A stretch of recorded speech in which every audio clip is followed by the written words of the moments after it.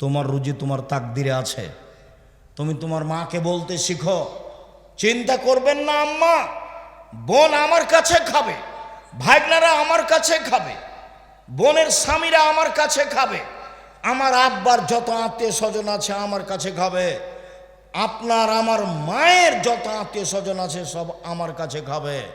শোনো, মন বড় করো, রুজি উপরে আছে।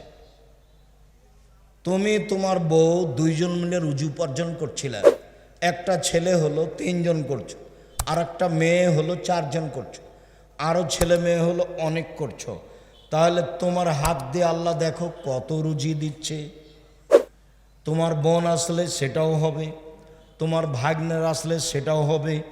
উপর থেকে একটা আল্লাহর দয়া থাকবে, তোমার ভালো আচরণের কারণে তোমার অর্থ সম্পদ বাড়তে থাকবে, কোনোদিন পিছিয়ে হটিও না। সম্মানিত দিনী ভাই বোন, রাসূল সাল্লাল্লাহু আলাইহি সাল্লাম বলেন, আয়েশা রাদিয়াল্লাহু তাআলার বিবরণ, ইন্নামাল মুমিনু ইয়াজদু বিহুসনি খুলুকিহি দারাজাতা সাইমুল কায়েম। ভালো আচরণ দিয়ে মানুষ 2টা নেকি অর্জন করে। 1, নিয়মিত তাহাজ্জুদ পড়লে যত নেকি হয়। 2, নিয়মিত নফল রোজা থাকলে যত নেকি হয়। 2টার সমন্বয়ে যত নেকি হয়, ভালো চাল চলনে তত নেকি হয়। মনে থাকবে না মনে হয়? 1, নফল রোজা, বৃহস্পতিবার সোমবার। আজকে রোজা ছিলেন? ইন্না লিল্লাহি ওয়া ইন্না ইলাইহি। মুখ বন্ধ হয়ে গেল কেন? তাফসির মাহফিল শুনে শুনে অন্তর মরে গেছে নাকি? নির্বাচন করে মিছিল করে অন্তর মরে গেছে কি? ভাইজান মুরব্বী, আপনি সিয়াম ছিলেন আজকে? ইন্না লিল্লাহি ওয়া ইন্না ইলাইহি রাজিউন। কেন? আজ তো সোমবার, বৃহস্পতিবার সোমবার সিয়াম থাকতে হবে। আসলেন ঢং ঢং করে, চলে গেলেন ঢং ঢং করে। এটাই হলো বিয়ে? কোরআন হাদিস তো না, এটাই নীতি। কেন আজকে সিয়াম থাকেননি? থাকেননি কেন? কেন থাকেননি? থাকলেন না কেন? বৃহস্পতিবারে সিয়াম থাকেননি কেন? আল্লাহ নবী তো বলছেন, বৃহস্পতিবার সোমবার মানুষের পাপ নেকি পেশ করা হয়। আমার মন চায়, আমার যখন রিপোর্ট দেখবে তখন আল্লাহ দেখুক যে আমি সিয়াম আছে, এই নাও দেখো আমার পাপ নেকি, দেখো আমি কি আছি, এখন সিয়াম আছে। তা আপনার একটু মন চায় না কেন? ইবাদতের জগতের সবচেয়ে দামি ইবাদত সিয়াম। কি ইবাদতের জগতে সবচেয়ে দামি ইবাদত, কেন আপনি সিয়াম থাকেননি? উপস্থিত বৈঠকের দিনই বোন, কি ব্যাপার, সিয়াম ছিলেন আজকে?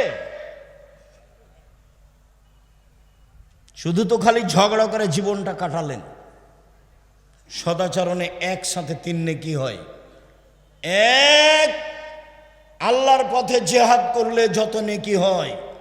2, নিয়মিত নফল সিয়াম রোজা থাকলে যত নেকি হয়। 3, নিয়মিত তাহাজ্জুদ পড়লে যত নেকি হয়। ভালো চাল চলনে তত নেকি হয়। ভালো চাল চলন কি জিনিস? অবাক কথা নয়? ভালো চাল চলন কি জিনিস?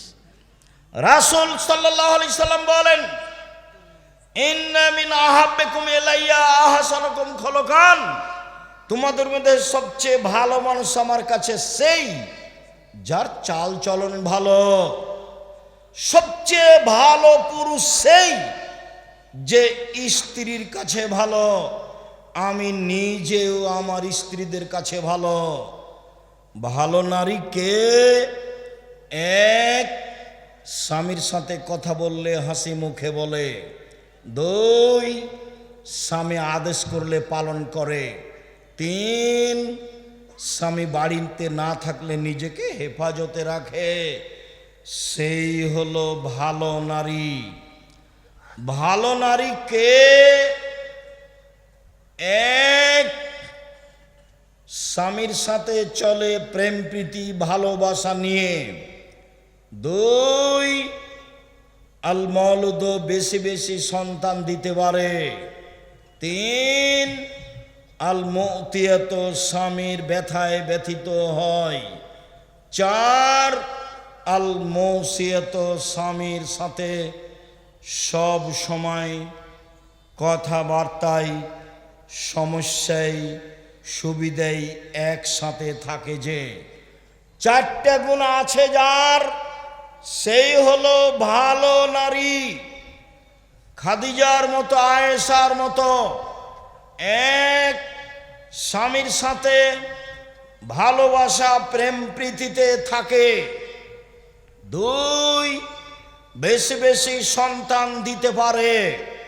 তিন, স্বামী বিপদগ্রস্ত হলে সান্ত্বনা দিতে পারে। চার, স্বামীর সব সময় কথাবার্তায়, কাজে অংশগ্রহণ করে। 1 মিনিট, এই ছেলে খেয়াল করো তো দেখি ধরতে পারো কি না। আল্লাহ নবী গারে হিরাতে ছিলেন, ইবাদত করছিলেন। তো হঠাৎ জিবরাইল এসে চেপে ধরে বলছেন, বলেন ইকরা, পড়েন। তা আমাদের নবী বলছেন পড়তে জানি না। তো জিবরাইল বলছেন পড়েন। তা আমাদের নবী বলছেন আমি পড়তে জানি না। তো জিবরাইল বলছেন পড়েন। তা আমাদের নবী বলছেন আমি পড়তে জানি না। চেপে ধরে বলছেন পড়েন, ইকরা বিস্মে রব্বিকাল্লাযী খালাক, খালাকাল ইনসানা মিন আলাক। অবস্থা দেখে আল্লাহর নবী তাড়াহুড়ো করে ঘরে এসে বলছেন, খাদিজা জাম্মেলুনি জাম্মেলুনি খাসিতু আলা নাফসি, আমাকে কম্বল দিয়ে জড়িয়ে ধরো খাদিজা, আমি মনে হয় মরেই যায় নাকি, আমি খুব বিপদগ্রস্ত। তখন উত্তরে কি বলছেন দেখেন, আর আপনার বউ কি বলবে সেটা আপনাকে দেখাবো। এক, কাল্লা, কখনো নয়, অসম্ভব, হতে পারে না, আপনার বিপদ আসতে পারে না। কাল্লা, কখনো নয়, অসম্ভব, হতে পারে না, আপনার বিপদ আসতে পারে না। আল্লাহে, আল্লাহর কসম, আল্লাহে, আল্লাহর কসম, আল্লাহে, আল্লাহর কসম, মাই খুশিক আল্লাহ, আল্লাহ আপনাকে অপমান করবেন না। কেন? এক, তাসেলুর রাহিমা, আত্মীয়র সাথে সদাচরণ করেন, সদাচরণ, ভালো চাল চলন। দুই, তাকসেবুল মাদুমা, যার টাকা পয়সা নেই তাকে সাহায্য করেন। তিন, তাহমেলুল কাল্লা, যে কোনো কাজ করতে পারে না তাকে অর্থ সম্পদ দেন। চার, তাকরিজাইফা, মেহমানের মেহমান নওয়াজি করেন। এইসব কাজ আপনি করেন, কখনো আপনার ক্ষতি হবে না। এই কথা খাদিজা বললেন। আর আপনি আপনার স্ত্রীকে যদি বলেন, শোনো খালেদা, ঘটনায় বললাম যাও না, তোমাকে তো শতবার বললাম যান, তুমি তো কথা শোনো না, তুমি তো কথা শোনো না, তুমি তো এটা করলে, তোমার কারণে এটা হলো, নেন এবার। এ হলো দুইজনের সংসার। ও এখন বিপদগ্রস্ত, ওকে কিছু বলবে, চিন্তা করবেন না, সমস্যা হবে না ইনশাল্লাহ। আল্লাহকে বলি, আল্লাহ আমাদের সহজ পথ করে দিবেন। এদিকে না গিয়ে বলছে, তুমি তো গেলে জোর করে, তোমাকে তো নিষেধ করলাম, কত তোমাকে বললাম, তুমি ঠিকই হয়েছে, তোমার ঠিকই হয়েছে। এ হলো বউ, মানে বিদ্যাও নাই, বুদ্ধিও নেই, অপ্রয়োজনীয় কথা বলে। আপনি আমার খুব কাছের মানুষ, আমি আপনার জন্য এসেছি, আপনাকে আমি মন থেকে ভালোবাসি। কোনো জায়গাতে কষ্ট পেলেও আপনাকে আমি কষ্ট দেওয়ার জন্য এসব কথা বলিনি। বক্তব্য শুনতে এসে যখন আপনি এখন যেমন নিস্তব্ধ আছেন, ভালো লাগে। বক্তব্য চলাকালীন যখন আপনি আপনার প্রয়োজন দেখান, কি প্রয়োজন, পেশাব পায়খানা, কি প্রয়োজন, এক কাপ চা, কি প্রয়োজন, দোকানে একটু ঘোরা, তখন এই স্বভাবকে আমি ঘৃণা করি। আমি তো কোরআন হাদিসের কথা বলছি, আমি তো দিন রাত বলছি, জীবনে আমি অপ্রয়োজনীয় বাক্য বলিনি। তা আপনার এইটুকু ধৈর্য হয় না কেন? নির্বাচন করে, গ্রামের বসবাস করে, মারামারি করে, ঝগড়া করে, আর ওই যে মোবাইলে ওটা কি, ওই যে দুইজনের ঝগড়া, টকশো, ফ্রি ফায়ার, বা আরও ওই যে আছে পাবজি, বা আরও যে ওরা কি বলে, যাই হোক, যেগুলো সব সময় একজন আর একজনের বিরুদ্ধে লড়ছে, ওগুলো দেখে দেখে দেখে স্বভাব একবারে পেশাব পায়খানার মতো হয়ে গেছে। মানে স্বভাব বলে কোনো জিনিসই নেই। এক, 5 ওয়াক্ত সালাত আদায় করবেন, কোনো আপোষ নেই। 2, হালাল রুজি উপার্জন করবেন, নিজে কাজ করি নিজে খাই, ওখানে বসে গল্প কাটায় করি না। 3, কোরআন তেলাওয়াত করবেন, অল্প হলেও সূরা ইখলাস হলেও। 4, আড্ডা পিটা চিরদিনের জন্য হারাম। আড্ডা পিটা 1, দোকানে বসে বসে আড্ডা পিটা। 2, মোবাইল নিয়ে ঘন্টার ঘন্টা বসে থাকা। ওই ঘরে তোমার বোন আছে, জেনা চর্চা করছে, তুমি এ ঘরে জেনা চর্চা করছো। বাড়ির ওপরে এমন বিপদ এসেছে আল্লাহর পক্ষ থেকে যে ওই ঘরে তোমার মাও জেনা চর্চা করছে, এই ঘরে তোমার বাপও করছে। গোটা বাড়িটাতে জেনার বন্যা। কিসের বন্যা? জেনার বন্যা। পৃথিবীর মানুষ মনে রেখো, আমার জীবনে বড় ভয় আসাহতুল খাফিয়া, আমার উম্মাত গোপন পাপে লিপ্ত হবে। পৃথিবীর মানুষ মনে রেখো, আমার জীবনে বড় ভয়, আমার উম্মাত গোপন পাপে লিপ্ত হবে, এটা আমার ভয়। পৃথিবীর মানুষ শুনে রেখো, আমার জীবনে বড় ভয়, 1, আইম্মাতাম মুজিল্লিন, হুজুর হবে ভ্রান্ত। বক্তৃতার জগৎ এমন একটা জগৎ, বিদ্যা লাগে না, থুঁথির জোর যার সেই বক্তা। অথচ নাচল থানার কোনো একটা হেডমাস্টারের যদি পা ধরে বলেন যে আমার এই ছেলেটা পড়াশোনা জানে না, একে পিয়ন হিসেবে নেন, তো হেডমাস্টার নিবে না। অথচ পিয়ন ঘন্টা মারার জন্য ম্যাট্রিক পাস করা লাগবে, 1 গ্লাস পানি নেওয়ার জন্য লাগবে, কাগজগুলো এই টেবিল থেকে ওই টেবিল দেওয়ার জন্য ইন্টার পাস করা লাগবে, তো হেডমাস্টার নিবে না কেন? দেন দেখি, পা ধরে দেন। আর বক্তা দেখেন আল্লাহর হস্তে পড়তে জানে না, অথচ বলতে পারে, কি যে বলে ও নিজেও বুঝে না। অথচ জাতির সামনে বাস ভালো খাওয়া, ভালো বিদায়, ভালো সব কিছু, ভালো গাড়ি চলছে। আল্লাহ রাসূল বলছেন, আমার জীবনে বড় ভয় ভ্রান্ত আলেম ওলামা। একবার বলছেন, পৃথিবীর মানুষ শুনে রেখো, এখরজ মিন বাদি আইম্মা, আমার পরে কতগুলি আলেম ওলামা হবে, ইস্তান্নুনা বিগাইরি সুন্নতি ওয়া ইয়াহদুনা বিগাইরি হাদিয়াতি, আমার আদর্শ ছাড়া অন্য আদর্শ ধরে বলবে এটাই রাসূলের আদর্শ, আমার সুন্নাত বাদ দিয়ে অন্য সুন্নাত ধরে নে বলবে এইটাই রাসূলের আদর্শ। ওদের দেখতে লাগবে মানুষ, ওদের অন্তর হলো শয়তানের অন্তর। মাওলানা সাহেবকে দেখতে লাগবে মানুষ, মাওলানা সাহেবের অন্তর হবে শয়তানের অন্তর। হাদিস বুখারী মুসলিম। এ কথা আমি বলিনি, এ কথা মুহাম্মদ সাল্লাল্লাহু আলাইহি ওয়াসাল্লাম বলেছেন। 2, সাতালতাহিকু কাবাইলু উম্মতি বিল মুশরিকিন, আমার উম্মত হিন্দুদের সাথে মিশে যাবে। তুমি পূজায় গেলে কেন? জিনিস বিক্রি করতে গেলে কেন? ঘুরতে গেলে কেন? গেছো কেন? এই ছেলে গেলে কেন? যাবা কেন? তোমার স্বভাব কেন তো খারাপ, নিচু কেন? তুমি একবারে এত নিচে নেমে গেছো কেন? ওখানে তুমি গেলে কেন? আমার উম্মত হিন্দুদের সাথে মিশে যাবে। তোমার মোবাইলে দিন রাত বাজনা বাজে কেন? এটা তো হিন্দুদের কাজ।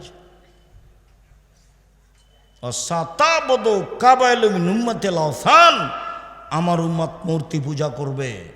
তোমার মোবাইলে এত ছবি কেন? তোমার মায়ের ছবি বেঁধে সাজিয়ে রেখেছো কেন? তোমার বাপের ছবি সাজিয়ে রেখেছো কেন? অ্যালবামে এতগুলো মূর্তি রেখেছো কেন? ছবি কেন রেখেছো? কেন নেতা নেত্রীর ছবি এভাবে রেখেছো? এই কথা আল্লাহ রাসূল বলেছেন, আমার জীবনে বড় ভয়, আমার উম্মত মূর্তি পূজা করবে, আমার উম্মত হিন্দুদের সাথে মিশে যাবে। সম্মানিত দিনী ভাই বোন, নিজেকে বাঁচান, পরিবারকে বাঁচান, নিজেকে বাঁচান, পরিবারকে বাঁচান। রুজি ব্যবসা করে করেন, সবচেয়ে ভালো হবে।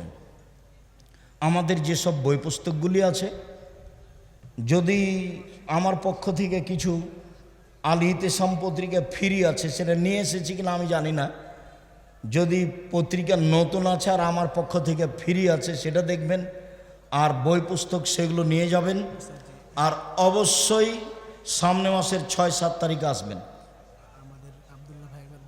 অবশ্যই 6-7 তারিখে যাবেন। আর এতক্ষণে এসে আমাকে বলছে যে আমাদের কিছু আদায়ের প্রয়োজন ছিল, সেটা আমি এসেছিলাম তখন বলে হতো। এরপরেও আপনাদের যার যতটুকু সম্ভব, আলিয়াদুল উলিয়া খায়রু মিন ইয়াদিস সুফলা, দেওয়া হাত ভালো নেওয়া হাতের চেয়ে, সম্ভবপর সহযোগিতা করবেন। আসসালামু আলাইকুম ওয়া রাহমাতুল্লাহ। আমাদের পক্ষ থেকে একটি ঘোষণা, আপনারা যারা চান যে আমাদের এই সুন্দর ইসলামী সম্মেলনটি প্রতি বছর আমরা কন্টিনিউ করব, এজন্য আমাদের অর্থের প্রয়োজন। এজন্য আপনাদের কাছে আমরা রিকোয়েস্ট করব, আপনারা কেউ যদি বাৎসরিক দাতা সদস্য হতে চান তাহলে আমাদের এখানে ডেস্কে আপনারা যোগাযোগ করবেন। পাশাপাশি আমাদের যে সদস্য ভাইগণ এখনো টাকা দেন নাই, আপনারা অবশ্যই আমাদের দায়িত্বশীলদের সাথে দেখা সাক্ষাৎ করে তারপরে মাহফিল ত্যাগ করবেন ইনশাআল্লাহ। সবাই বইগুলো নিয়ে যাবেন। আজকের আলোচনা উপদেশ বইয়ে আছে। এছাড়াও দোয়ার বইটা দেখেন আছে কি না, 35টা সহিহ হাদিস দেওয়া আছে হাত তুলে দোয়া করার, 14টা স্থান উল্লেখ করা আছে।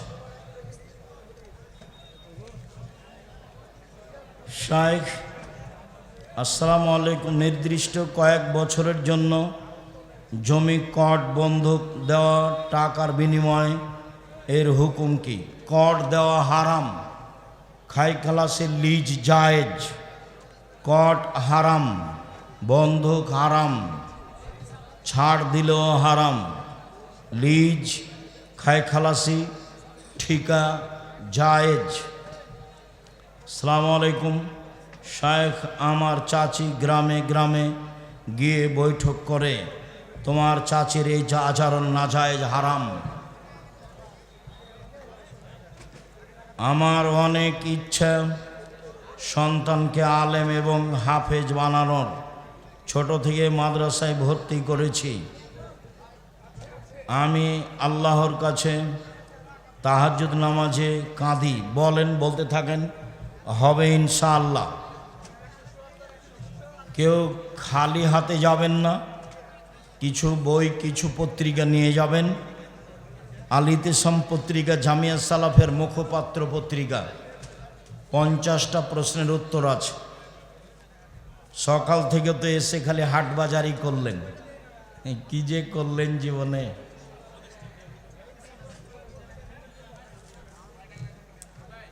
আসসালামু আলাইকুম, কোরআন মাজিদ হিফজ করার পর ভুলে গেলে গুনাহ হবে? জি না, তবে চেষ্টা করবে না ভুলে যেন। হাদিসে গাজওয়াতুল হিন্দের কথা এসেছে, এর আমি কি হিন্দুস্তানে যুদ্ধ হবে মুসলিম সেনাদের, এটাই ঠিক। কবে হবে এখনও কিছু স্পষ্ট বোঝা যায় না। বাংলাদেশে ক্রিকেট টিমের খেলোয়াড়ের বেতন 5 থেকে 8 লাখ, প্রতিযোগিতায় দেখা খেলা হারাম, ওর গল্প যেখানে চলে সেখানে বসে থাকাও হারাম, পাড়াতে লম্বা ফেস্টনে ফেসবুকে দেওয়া তো বহু দূরের কথা, দেখা তো বহু দূরের কথা।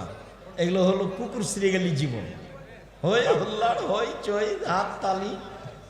যাদের বিদ্যা নেই বুদ্ধি নেই তারা এগুলো করে, নিম্ন শ্রেণীর মানুষ যারা, মনে কিছু নিও না, এগুলো ইতর শ্রেণীর মানুষের কাজ।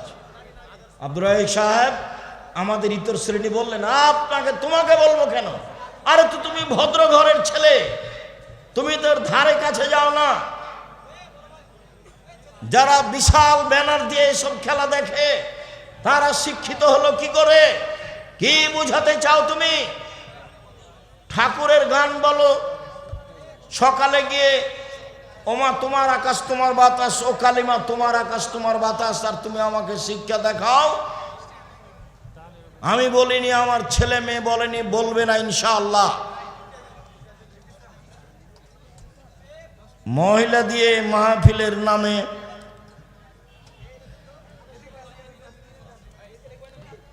সহি হাদিস না থাকলে জয়ীফ হাদিস মানা যাবে না। কই তোমার ওইটা প্রয়োজন কেন?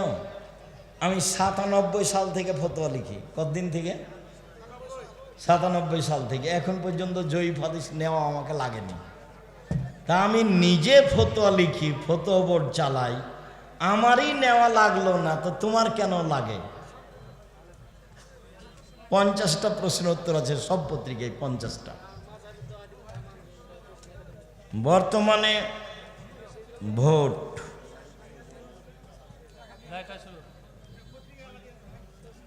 আন্দোলন করে দাবি জানানো কি আহলে হাদিসদের মানহাজ? জি না। ইসলামী খেলাফত প্রতিষ্ঠায় বর্তমানে আমাদের করণীয় কি? দোয়া। আমার মাঝে মধ্যে চিন্তা হয় জান্নাতে কি 70 জন এর বেশি হুর পরীরা পাওয়া যাবে? যেতে পারে। ইমাম মাহদী আসার পূর্বে হাবিবুল্লাহ মাহমুদ আসবে কি? জি না। গণতন্ত্র কি? গণতন্ত্র খ্রিস্টান আব্রাহাম লিঙ্কনের পরিকল্পনা। নেতা মানুষ রচিত আইন মানতে বাধ্য। ইসলামী নীতিতে নেতা কোরআন হাদিসের আইন মানতে বাধ্য। গণতন্ত্রের নীতিতে জনগণ, নেতা জনগণের কাছে দায়বদ্ধ। ইসলামী নীতিতে নেতা কোরআন হাদিসের কাছে দায়বদ্ধ। গণতন্ত্রের নীতিতে জনগণ ক্ষমতার উৎস। ইসলামী নীতিতে আল্লাহ ক্ষমতার উৎস। গণতন্ত্রের নীতিতে নেতার বয়স 5 বছর। ইসলামী নীতিতে নেতার বয়স 1 দিন 1 ঘন্টা 50 বছর। পরিবেশ যা হয় অনেক অমিল।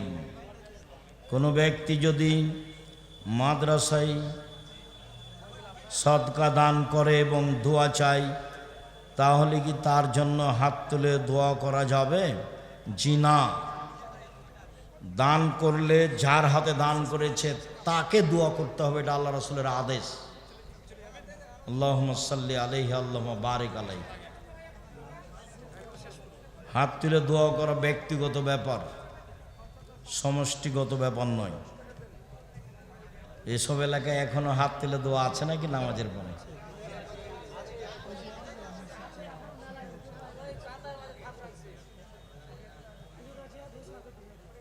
জিহাদ ঘোষণা করে দিছে হুজুরেরা। এত বড় হুজুর তো আমি রাজশাহী চাঁপায় জানি না, তাই বড় হুজুর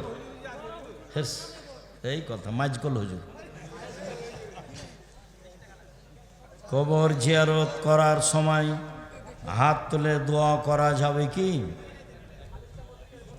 আমার ভালো ধারণা নেই, যে আমি আল্লাহ মাফ করুক আমাকে, তোমার হুজুর পড়তে পারে ভালো করে, এটা আমার ধারণা কাজ করে না। হঠকারিতা। সাহারি খাওয়ার শেষ সময় কতক্ষণ? আজানের পূর্ব মুহূর্ত পর্যন্ত। আর যদি খাওয়ার রেডি আজান হয়ে গেছে তবুও খান। চেয়ার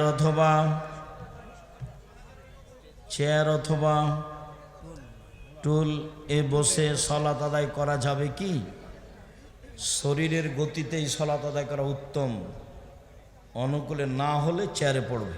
অনেকে দেখেছে হেঁটে হেঁটে মসজিদে এসে বসে বসে সালাত আদায় করে। ওগুলো ঢং, ওগুলো করা হবে না। মোটর সাইকেলে এসে একটা লোক বসে সালাত আদায় করলো, তখন আমি বলছি কি ব্যাপার, ধর্ম আপনার কাছে পাগল হয়ে গেছে নাকি? সেটাই। সালাতের পরে সম্মিলিত মোনাজাত বিদআত। একজন হিন্দু ব্যক্তি মসজিদে টাকা দান করলে সে টাকা নেওয়া যাবে? যাবে। হিন্দুর দোকানে খাওয়া পান করা যাবে? যাবে। রুচি হলে খান, ওর জবে করা খাওয়া যাবে না। হিন্দুর জবে করা ছাগল, মুরগি, গরু এগুলো খাওয়া যাবে না, যাবে। কোরআন মাজিদ এর উপর টুপি বা বই রাখা যাবে কি? যাবে না। কোরআন মাজিদ, কোরআনের আরেকটা নাম কোরআন আজিম, সবচেয়ে সম্মানী কিতাব কোরআন মাজিদ, কোরআন আজিম।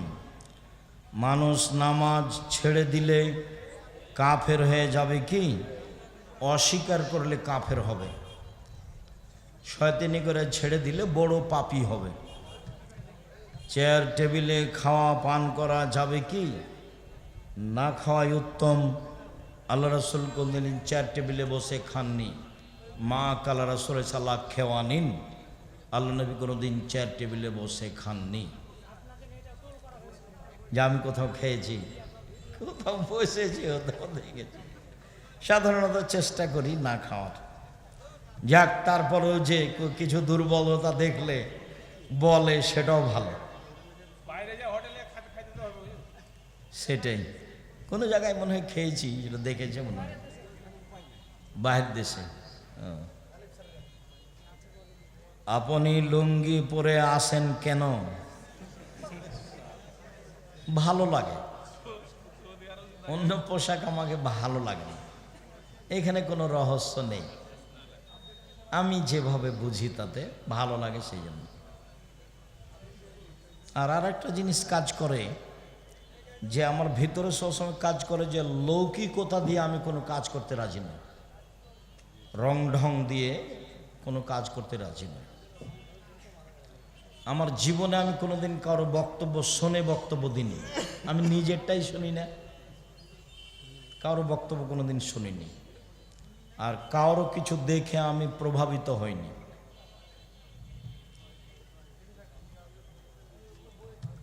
কোনো কুকুরকে মারা যাবে কি? যে কুকুর ক্ষতি করছে, কামড়িয়ে নিচ্ছে, আরও কিছু ক্ষতি করছে, ছাগল মুরগি ধরে ফেলছে, ওকে মেরে ফেলতে হবে। বুখারী মুসলিমের হাদিস। ভোট আমি কিস্তি নিয়ে জমি কিনেছি, জমির ফসল খাচ্ছি, আমার কি গুনাহ হবে? এই কিস্তি তো হারাম, আপনার গোটা পরিবারটাই হারাম। এইভাবে মরে গেলে জাহান্নামী যথেষ্ট। জি, জাযাকুমুল্লাহ। ফরজ সালাতে মেয়েরা কি জোরে কেরাত পড়বে? স্বাভাবিক কণ্ঠে পড়তে পারে, ইমামতি করলে। শায়েখ, আমি সালাত আদায় করি, আমার স্ত্রী করে না, তার করণীয় কি? বোঝাও, সতর্ক করো, কিছু হালকা শাস্তি দাও, নাহলে তালাক দিয়ে দাও।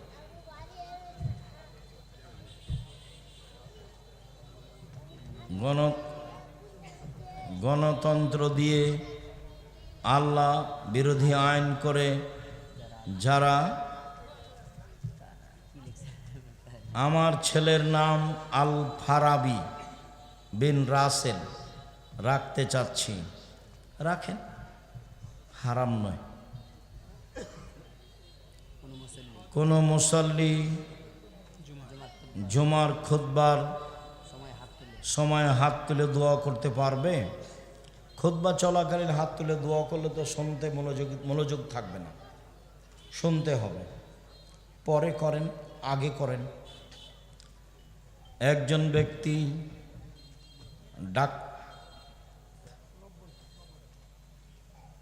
ইমাম খুতবা চলাকালীন মুসল্লি হাত তুলে,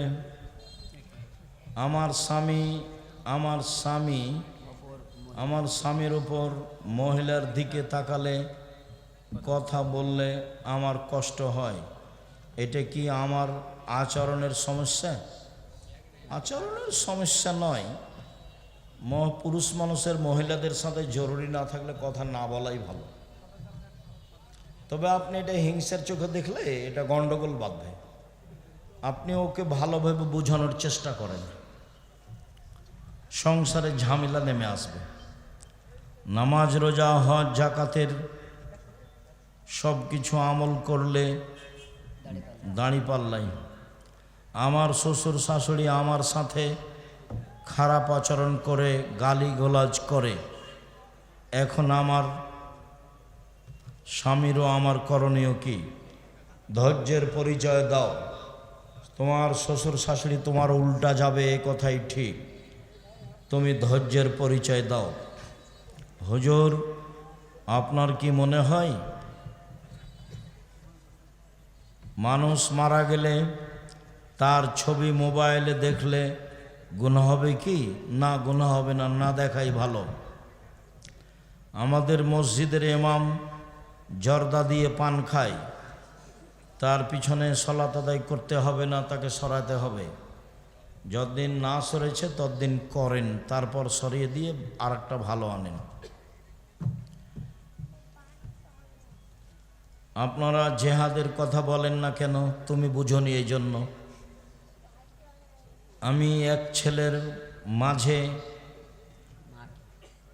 ছেলের মাকে বিয়ে করি।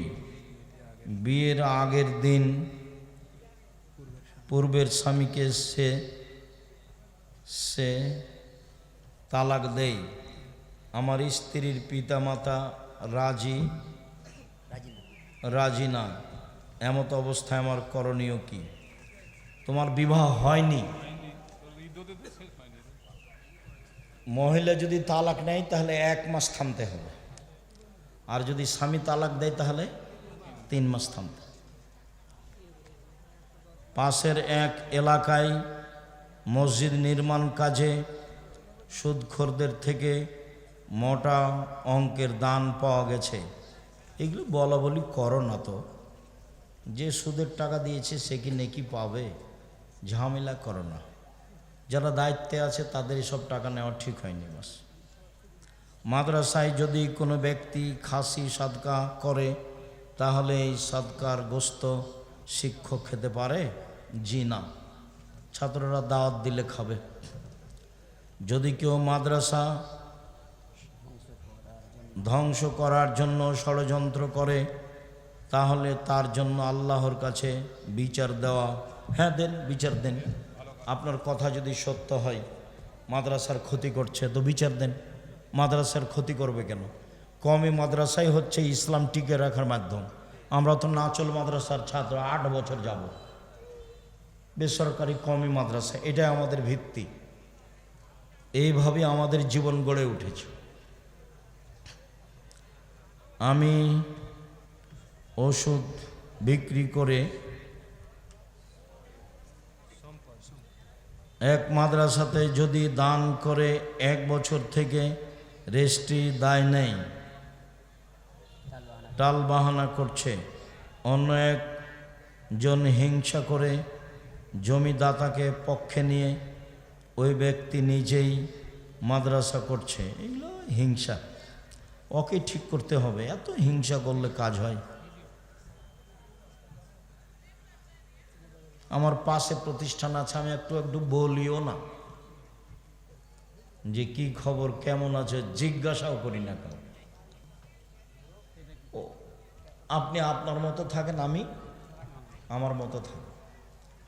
ওমানে একজন সালাত আদায় করছে এক ধরনের, একজন সালাত আদায় করছে আর এক ধরনের। এ তার সাথে কথা বলতে পাবে না এই বিষয়ে। আমার প্রশ্ন হচ্ছে, একটা ওয়াক্তিয়া মসজিদকে জুমার মসজিদ বানাতে করণীয় কি? করণীয় লাগবে, জুমা চালু করতে হবে বাস। তবে পাশে যে জুমা মসজিদ আছে তাদের সাথে কথা বলে, কারো অনুমতি ব্যতীত এককভাবে ওয়াক্তে মসজিদকে জুমার মসজিদ করলে তাকে হবে না, সবাই মিলে বসে করতে হবে। আম্মা জান খাদিজা রাদিয়াল্লাহু আনহা কোন দিন সালাত আদায় করেছেন কি? কোনো দিন সালাত আদায় করেছেন কি? রাসূলের থাকাকালীন যেভাবে ইবাদতের পদ্ধতি ছিল সেটাই করেছেন। আমাদের কাছে স্পষ্ট কিছু নেই। যা ফরজ গোসল ছাড়া বাচ্চাকে কি দুধ খাওয়ানো যাবে? ফরজ গোসল ছাড়া বাচ্চাকে দুধ খাওয়ানো যাবে, কোনো সমস্যা নেই। তবে তায়াম্মুম করে বা ওযু করে খাবেন বা খাওয়াবেন, অজু করে খাবেন বা খাওয়াবেন। আমার প্রতিবেশী ভালো না, খুব অশান্তি, আমার করণীয় কি? ধৈর্যের পরিচয় দিয়ে থাকেন, নাহলে বাড়ি সরিয়ে নেন। এটা হিজরত। জিন ইবলিস কি একটাই? ইবলিস হলো জিনদের পিতা, একই জাতি।